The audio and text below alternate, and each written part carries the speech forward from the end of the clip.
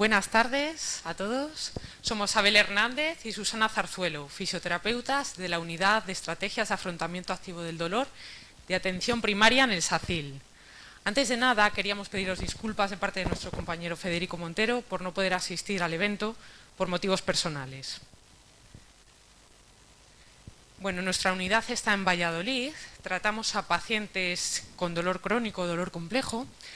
Y queremos explicaros nuestros tres pilares fundamentales. El primero es el asistencial, que es el básico, ya que somos centro de referencia regional. Tratamos a pacientes con dolor crónico de todo Castilla y León. El segundo es la docencia, ya que formamos a los diferentes equipos de atención primaria en neurociencia del dolor. Y el tercero es la investigación, ya que hemos participado en proyectos y seguimos haciéndolo para aportar a la comunidad científica. Como sabemos, la magnitud del problema, 1 de cada 5 pacientes sufre de dolor crónico, lo que lleva a que en España haya una media de 9 millones de pacientes padecientes de dolor. Podemos ver en esta gráfica la comparativa de búsquedas en Google de diferentes patologías. En azul sería el dolor, en rojo el cáncer y en amarillo la depresión. Vemos cómo en 2004 estaban parejas las búsquedas y cómo a lo largo de los años las búsquedas en dolor han aumentado exponencialmente. Esto se traduce pues, en que hay mucho interés por esta entidad y entonces que la prevalencia está en aumento. Como sabemos, la sostenibilidad del sistema sanitario está en peligro.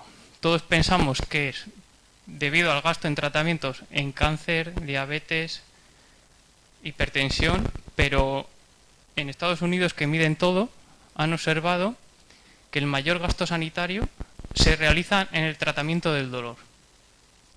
El tratamiento del dolor tiene más gasto en conjunto que el resto de tratamientos de cáncer, problemas de corazón, diabetes, Alzheimer. Entonces, ¿qué es lo que pone en jaque realmente al sistema sanitario? Pero también tenemos que pensar dónde está realmente el problema, dónde está la gran repercusión. Y realmente está en las personas que padecen esta patología. Son personas que van vagando en el sistema sanitario entre especialistas buscando una solución. Son personas en las que el dolor es el protagonista de su vida.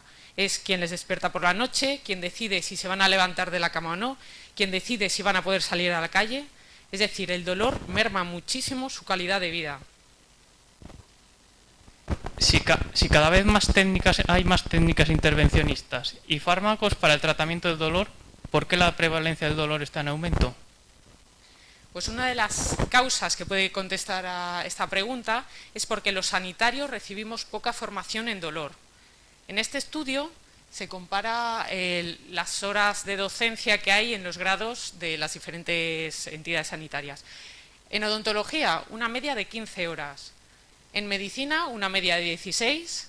Fisioterapia, 41 horas. Y los que nos ganan, pues los veterinarios. Que parece un chiste, ¿verdad? Pero, ¿cuál es otro de los problemas de tratar el dolor crónico? Nos basamos nuestros tratamientos en tratar el tejido. Y los pacientes, hay pacientes que tienen degeneración de tejidos y no sufren de dolor. Entonces, ¿cuál es el verdadero problema? ¿Es algo normal en su vida o es una situación patológica? A día de hoy sabemos que el tratamiento actual del dolor crónico está basado en una fisiología obsoleta. Es decir, tenemos muchísima información sobre el dolor agudo, en la que sí que sabemos que hay que ir a tratar los mecanismos de entrada nociceptiva con tratamientos farmacológicos, quirúrgicos, con fisioterapia. Es decir, nos basamos en un modelo patoanatómico correcto. Pero ¿qué pasa con el dolor crónico?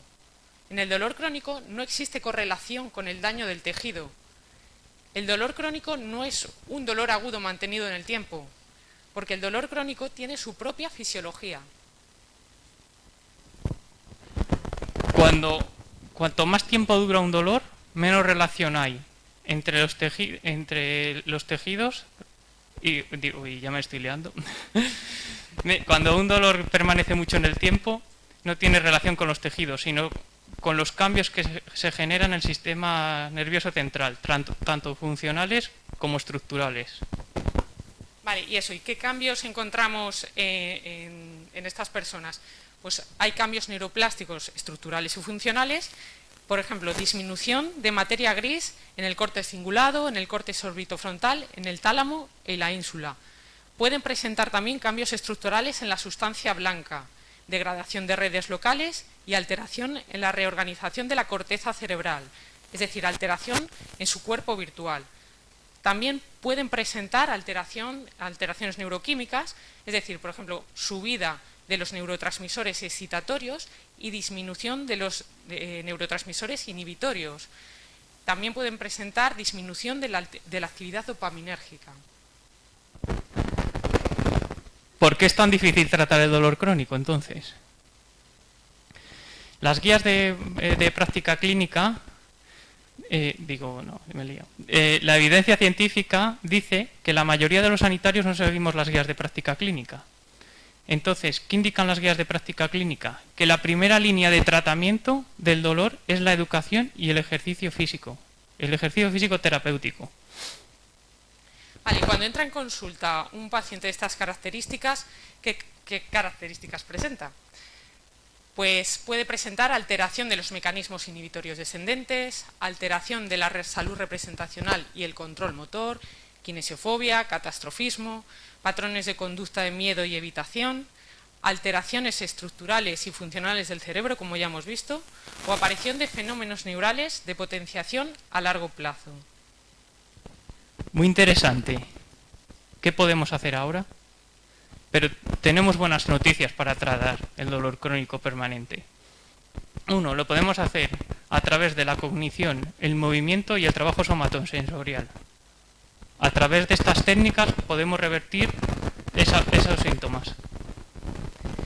En la unidad hacemos por un lado tratamientos individuales con técnicas como terapia en espejo, imaginería motora graduada, lateralización, educación, ejercicio, pero la joya de la corona es el programa grupal, ya que hacemos una serie de charlas de educación de neurociencia del dolor y ejercicio físico para fomentar la neurogénesis y la neuroplasticidad. Sabemos que la educación es muy importante para tratar el dolor crónico, pero tiene muchas limitaciones. Una de las limitaciones es que no vale todo tipo de educación ni todo tipo de ejercicio físico. Hay que tener mucho cuidado con la clásica escuela de espalda, la ergonomía, la higiene postural. Esto al final genera cambios y puede llegar a ser iatrogénico. Sobre el ejercicio físico conocemos, bueno, todo lo que venimos hablando durante esta jornada, que tiene muchos beneficios en las personas, pero ¿qué ocurre en los pacientes con dolor crónico? Se sabe que en las personas sanas produce inhibición o inhibición del dolor. Y en las personas con dolor crónico, ¿qué ocurre? Pues sabemos que puede provocar o aumento del dolor, hiperalgesia o disminución del dolor. Entonces, ¿qué está pasando aquí? No nos cuadra. Bueno, a todos os habrá pasado que con algún paciente de este tipo le habréis prescrito ejercicio y os ha venido al día siguiente que está peor o que no lo ha podido hacer, ¿verdad? ¿Sí que os ha pasado? Entonces, recientemente la neurociencia ha aportado que los factores psicosociales como el miedo al dolor, el catastrofismo y las creencias influyen en la falta de hipoalgesia inducida por el ejercicio, ¿vale? Entonces, ¿dónde está la clave? Es imprescindible hacer intervención educativa antes que la actividad física terapéutica. Es fundamental para llevar a cabo este tipo de intervenciones conocer la fisiopatología del dolor, saber de dolor, porque si no lo que generamos son más pacientes, padecientes sobre todo. Vale, el objetivo fundamental de estos programas o de este programa es poner el foco de atención en la funcionalidad. No nos vale nada fijarnos en la intensidad del dolor. Como dice esta guía de práctica clínica australiana, lo primero debemos explicarles al paciente, o sea, tienen que entender su dolor, comprenderlo. Después aumentar su funcionalidad, su resistencia y finalmente ya disminuirá el dolor. Aquí vemos la descripción del programa es una descripción sobre la intervención que realizamos. Es una intervención sencilla, reproducible, que la realizamos en varios centros de salud. La llevan a cabo nuestros compañeros en las unidades de fisioterapia de atención primaria. Precisa poquísimos recursos y produce cambios en calidad de vida, discapacidad e intensidad de dolor. Mejora el catastrofismo, la kinesiofobia, mejora las comorbilidades, genera ahorro en consultas y en pruebas diagnósticas, disminuye la frecuentación y el consumo de fármacos. Vale, entonces todos los cambios estructurales y funcionales que vimos se pueden revertir con tratamientos o con intervenciones de este tipo. El programa que realizamos es costo-beneficioso y carece de efectos secundarios. Y una cosa muy importante, que enfoques encaminados en el empoderamiento del paciente y enfocados a estrategias de afrontamiento activo son el futuro de una sanidad sostenible.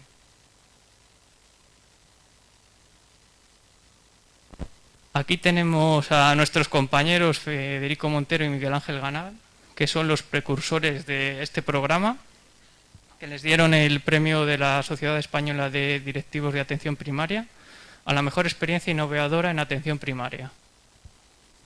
Y bueno, una de las sorpresas que nos llevamos con este programa es la aparición de la figura del paciente activo, que después de pasar por estos programas, por iniciativa propia, ellos han seguido quedando, han pedido salas al ayuntamiento, centros cívicos, parques, y actualmente en Valladolid hay 9 grupos funcionando de manera independiente, que a veces sí que nos pasamos o nos piden consejo, pero ya ellos han tomado de manera activa el control sobre su salud. Formamos un equipo grande, los principales directores son Miguel Ángel y Federico, y estamos con otros compañeros sanitarios, tanto en centros de salud como fuera de Castilla y León. Vamos a proyectar ahora un vídeo sobre la unidad en la que van a hablar pacientes, van a hablar fisioterapeutas, investigadores asistenciales, gestores sanitarios, y damos las gracias a Calepco Films, que tiene la autoría del vídeo, que nos permite hoy proyectarlo aquí, y los pacientes que salen pues tienen firmado el consentimiento. Y os dejamos con el vídeo. Muchas gracias.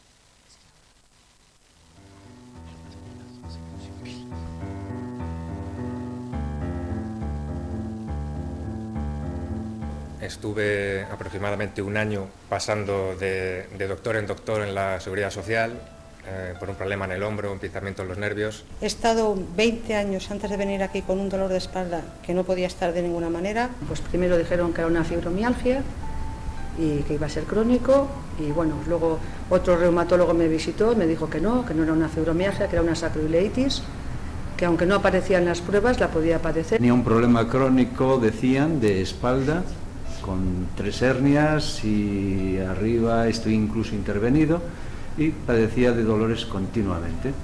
Me impedía a la hora de hacer las funciones, tanto en mi trabajo como en mi ocio, que es fundamental. Al final me operaron después de 10 meses. Oye, es que cuando toco la batería me duele aquí. Pues no toques, te dicen. Me mandaron al trauma, los traumas veían que no me solucionaba nada y me mandaron a la unidad del dolor. Todo el día con pastillas y pastillas y pastillas, y encima es que el dolor no se me quitaba. Porque si con las pastillas se me quitara el dolor, bueno, pero es que no se me quitaba. Con un diálogo que te transmiten devastador para la moral del paciente, porque te vienen a decir, tienes que aprender a vivir con este dolor para siempre. Ah, ¿eres músico? Olvídate de tocar, ya no vas a poder volver a tocar. Esto es crónico, esa palabra se repite mucho. Entonces te mandan a la unidad del dolor, donde te vuelven a decir lo mismo, te dan un montón de pastillas que te dejan totalmente cao, ya no eres tú, estás todo el día mareado como si fueras un yonki. Entonces llega un punto en el que también tienes que dejar de tomar esas pastillas, que no valen para nada más que para dejarte hecho polvo.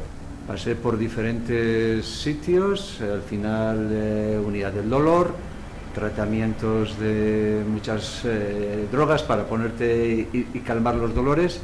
Que no aparece algo claro y te digan, tiene usted que vivir con el dolor y te den medicamentos a saco. Que ya la solución que me daban era ponerme parches de morfina continua en el cuerpo, porque otra cosa ya no había.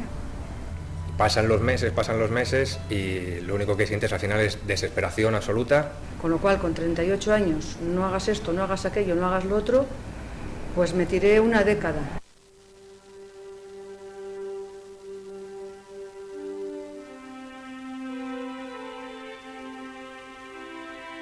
Hasta ahora siempre pensamos que el dolor crónico es para toda la vida y lo más importante es que es de larga duración, pero no es para toda la vida, se puede cambiar. Se han publicado muchas guías de práctica clínica nuevas, incluso ha habido un monográfico en el Lancet muy recomendable, y todos coinciden que en el abordaje del dolor persistente, del dolor crónico musculoesquelético, la primera línea terapéutica tiene que ser la educación y el ejercicio físico.